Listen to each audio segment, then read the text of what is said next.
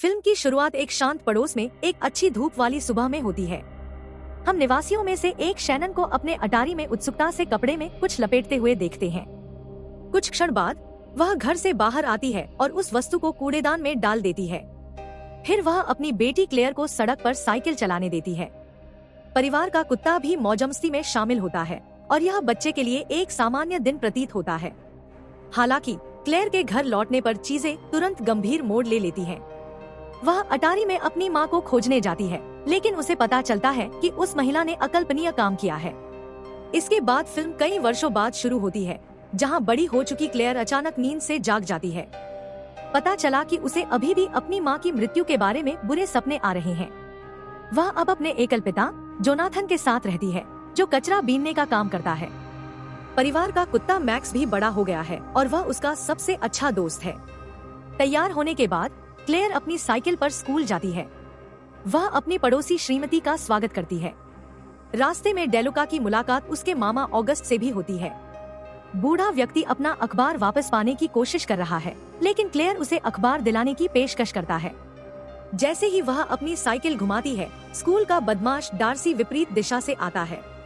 Clear समय रहते अपनी दिशा बदलने में सफल हो जाती है, लेकिन वह फर्श पर गिर जाती है और उसके घुटने में खरोंच आ जाती है।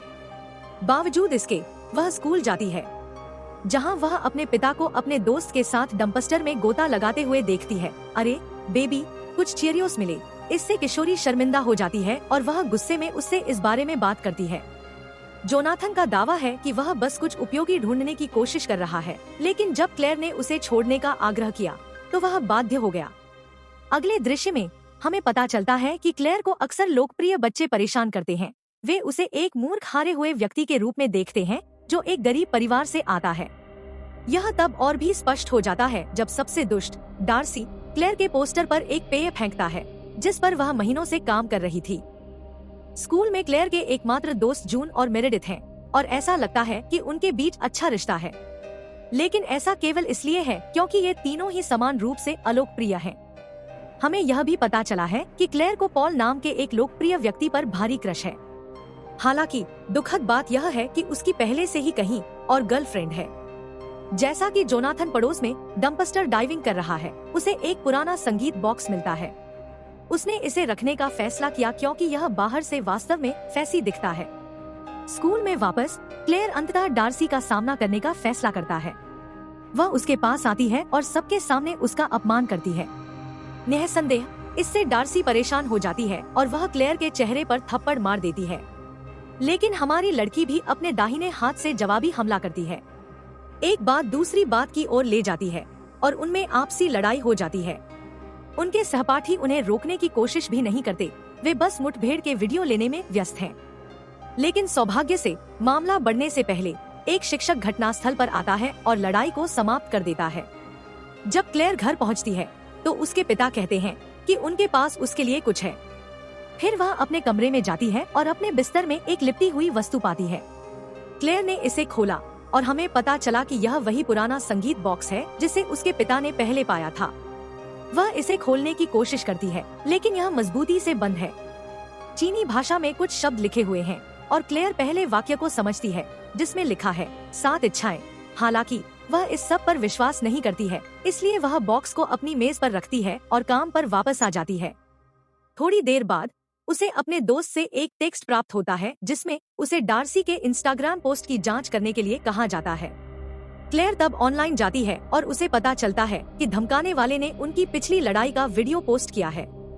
उन्होंने स्कूल में जोनाथन डंपस्टर डाइविंग का एक अलग वीडियो भी अपलोड किया है। अपमानित और गुस्से में क्लेयर ने अजीब बॉक्स को मौका देने का फैसला किया। वह उस पर अपना हाथ रखती है और चाहती है कि डार्सी बस डकार ले। अपनी पहली इच्छा व्यक्त करने के बाद क्लेयर को एहसास हुआ कि उसने मैक्स को बाहर छोड़ दिया है। वह उसके लिए दरवाजा खोलती है, लेकिन कुत्ता अंदर आने से इनकार कर देता है। वह बस बॉक्स की ओर घूरता रहता है, लगभग ऐसा मानो उसे किसी असाधारण चीज का एहसास हो गया हो। या हो सकता है कि इसमें सिर्फ इसलिए बदबू आ रही हो क्योंकि यह कूड़े में था। उस रात क्लेयर के सो जाने के बाद रहस्यमय बॉक्स अपने आप खुल जाता है और कुछ संगीत बजने लगता है। हालांकि क्लेयर को पता चलने से पहले यह तुरंत रुक जाता है और बंद हो जाता है। सुबह डार्सी एक भयानक दृश्य के साथ जागता है। उसके शरीर का अधिकांश हिस्सा काला पड़ गया है और चोट के निशान से ढका हुआ है। पता चला कि स्पा में जाने के कारण उसे नेक्रोटाइजिंग फासिसाइटिस हो गया है। जब खबर स्कूल तक पहुंचती है तो क्लेयर यह सोचे बिना नहीं रह पाती कि क्या इसके लिए उसकी इच्छा जिम्मेदार है। घर पर वह बाद में इसके बारे में शोध करने के लिए रहस्यमय बक्से की तस्वीर लेती है। चूंकि मैक्स आसपास नहीं है, इसलिए उसने उसे बाहर ढूंढने का फैसला किया।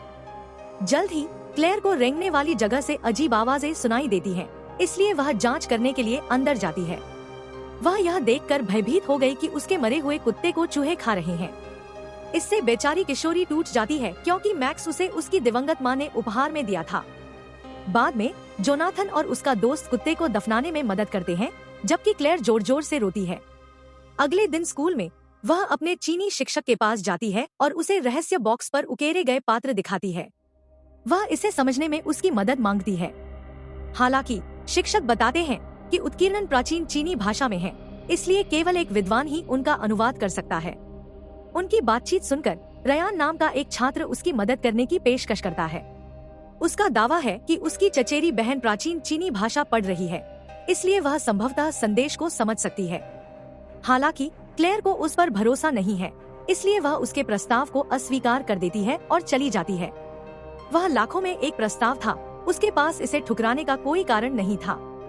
उस रात घर पर वह अपने क्रश पॉल की इंस्टाग्राम प्रोफाइल देखती है और उस पर फिदा हो जाती है। खोने के लिए कुछ नहीं होने पर वह बॉक्स की ओर मुड़ती है और अपनी दूसरी इच्छा रखती है कि पॉल उसके प्यार में पागल हो जाए। लो और देखो, अगले दिन स्कूल में वह लॉकर के पास उसके पास आता है। फिर वह अपनी प्रेमिका के बगल में होने के बावजूद क्लेयर के साथ फ्लर्ट करता है। घर पर मिस्ट्री बॉक्स फिर से अपने आप बजने लगता है। इसके साथ ही अंकल ऑगस्ट के आवास पर वह स्नान करने की कोशिश कर रहा है, तभी वह अचानक फिसल जाता है और उसका सिर बाथटब से टकराता है। इससे उनकी तत्काल मृत्यु हो जाती है। जब क्लेयर उस शाम घर पहुंचती है तो उसे अपने पिता से दुर्भाग्यपूर्ण समाचार मिलता है। जोनाथन ने यह भी खुलासा किया कि उनके चाचा ने अपनी वसीयत में उनके लिए कुछ भी नहीं छोड़ा। निराश होकर क्लेयर जल्दी से अपने कमरे में जाती है और अपनी तीसरी इच्छा रखती है, अंकल ऑगस्ट अपनी पूरी संपत्ति उसके नाम पर छोड़ दे। कुछ ही मिनट बाद जोनाथन को अधिकारियों से एक कॉल आती है, जिसमें बताया जाता है कि क्लेयर को उसके चाचा की सारी संपत्ति विरासत में मिलेगी। इससे वे पूरी तरह सदमे में आ जाते हैं, लेकिन वे जल्दी से अपना सामान पैक करते हैं और भव्य हवेली में चले जाते हैं। अब जब क्लेयर अंततः अमीर हो गई है तो उसने समय बर्बाद नहीं किया और अपने चाचा के पैसे खर्च करना शुरू कर दिया। वह अपनी दौलत दिखाने के लिए अपने दोस्तों को शॉपिंग पर भी ले जाती है। उस रात क्लेयर अंततः संगीत बॉक्स को अपने आप बजते हुए देख लेती है, लेकिन वह उस खतरे से पूरी तरह से अनजान है जो उसकी पड़ोसी श्रीमती पर पड़ने वाला है। ड्यूका। जैसे ही बेचारी महिला रसोई में काम कर रही होती है, वह गलती से कचरा निपटान मशीन चालू कर देती है। यह उसके बालों को पकड़ता है, क्योंकि गरीब महिला रसोई में काम कर रही है। उसने गलती से कचरा मशीन चालू कर दी। उसने उसके बाल पकड़ लिए और उसकी खोपड़ी खींच ली, जिससे उसकी तुरंत मौत हो गई। अगले दिन स्कूल में एक जुनूनी पॉल अपनी प्रेमिका से संबंध तोड़ लेता है और क्लेयर को प्रपोज करता है। वह उसे अपने साथ डेट पर जाने के लिए भी कहता है, लेकिन वह शाम को इसके बारे में सोचने के लिए कुछ समय मांगती है। क्लेयर ने अंततः बॉक्स के बारे में और अधिक जानने के लिए रयान की मदद लेने का फैसला किया।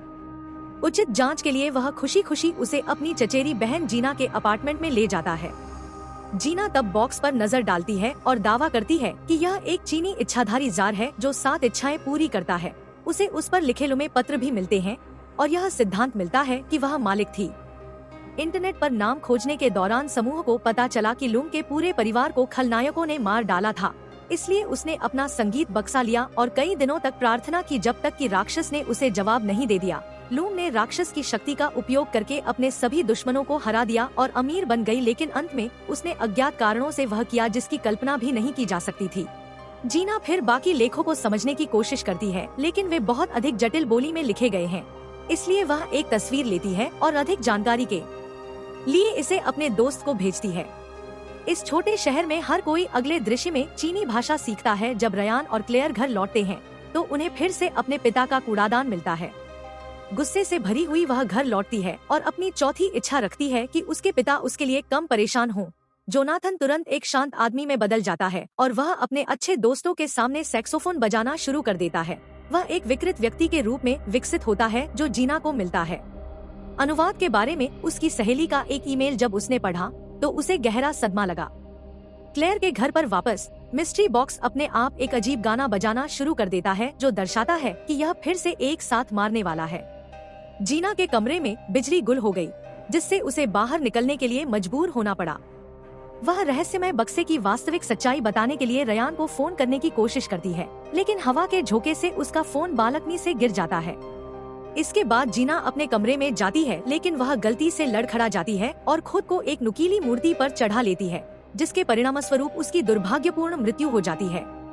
सुबह में रयान को फर्श पर उसका टूटा हुआ फोन मिलता है। वह टाइप किया हुआ संदेश पढ़ता है जो वह उसे कल रात भेजने वाली थी, और यह वास्तव में उसे चिंतित करता है।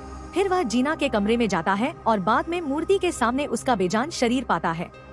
स्कूल रयान क्लेयर के पास जाता है और उससे पूछता है कि क्या उसने हाल ही में कोई इच्छा की है। उसने खुलासा किया कि उसने अपनी चचेरी बहन जीना को उसके अपार्टमेंट में मृत पाया था। फिर उसने अंततः खुलासा किया कि रहस्य बॉक्स पर नक्काशी का क्या मतलब है। यह पता चला है कि हर इच्छा के लिए बॉक्स एक जीवन का दावा करेगा।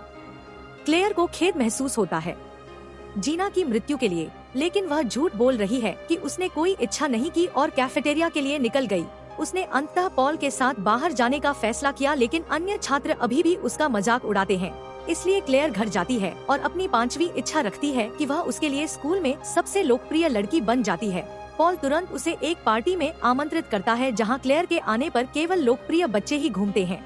वह कार्यक्रम की स्टार है, हर कोई उसकी प्रशंसा करता है और पॉल उस रात उसे पूरी भावना के साथ चूमता भी है। क्लेयर को अपनी मां की मृत्यु का एक और दुःस्वप्न अनुभव होता है। जब वह उठती है तो देखती है कि कोई बालकनी से उसका पीछा कर रहा है। क्लेयर उसके पीछे दौड़ता है, लेकिन वह आदमी बहुत पहले ही जा चुका होता है। अगली सुबह जब वह सुश्री ड्यूका के आवास पर जाती है तो अंततः उसे उसका मृत शरीर मिलता है, जिससे उसे एहसास होता है कि रहस्यमय बॉक्स वास्तव में लोगों को मार रहा है। क्लेयर ने तुरंत अपने दोस्तों को इसकी सूचना दी और हालांकि वे उस पर विश्वास नहीं करते, उन्होंने सुझाव दिया कि वह उनके सुझाव को ध्यान में रखते हुए रहस्य बॉक्स को फेंक दे। क्लेयर बॉक्स ले जाती है और उसे कूड़ेदान में फेंक देती है। हालांकि जब वह अपने पिता को सेक्स खेलते हुए सुनती है तो वह इसे थोड़ी देर और रखने का फैसला करती है। अगली रात स्कूल में एक विदाई पार्टी होती है जहां क्लेयर अपनी कार में पॉल के साथ बाहर निकलते समय सभी छात्र एकत्र होते हैं। जब वह अपनी गैलरी देखती है तो वह अपना फोन मांगती है। वहां उसकी तस्वीरें देखकर चौंक गया। इसका मतलब है कि वह वही है जो रात में उसका पीछा कर रहा था। इस कृत्य के लिए क्लेयर तुरंत उससे अलग हो जाती है, लेकिन बाद में पार्टी में पॉल उसे छोड़ने वाला नहीं है। जहां हम मेरेडिथ को 27वीं मंजिल पर एक गेम खेलते हुए देखते हैं, उसी समय संगीत बॉक्स अपने आप बजने लगता है। बेचारा मेरेडिथ ही है अगला शिकार, और जैसे ही वह लिफ्ट में प्रवेश करती है वह तेज गति से गिरती है। प्रभाव से उसकी एक पल में मौत हो जाती है और हर कोई भयभीत हो जाता है। बाद में रयान सदमे में आ जाता है। क्लेयर उसे कुछ दिखाने के लिए उसके घर आया। पता चला कि उन्होंने बॉक्स पर शोध किया और पाया कि इसके सभी पिछले मालिकों ने अपनी 7 इच्छाएं पूरी होने के बाद अकल्पनीय काम किया है।